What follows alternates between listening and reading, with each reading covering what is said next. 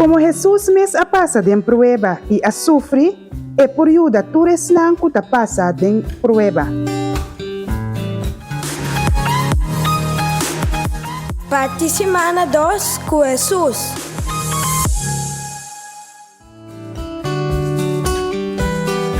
Nosta participam com Hebreu ng 2, versículo 14 teco 18.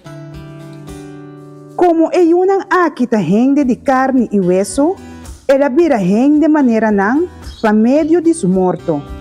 E caba questão que tabata tem poder riba morto, esta é diabo.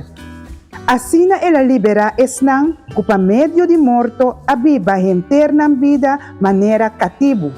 Pa sobra notabay e pa e angle nang, pero maneira escritura tabisa pa e descendiente nang de Abraham. Pesei e mestera bira dentur sentido pareu na surumang nang, de maneira que é por abira gran sacerdote misericordioso e fiel delante de Dios. E assina paga pa epicanang de e pueblo.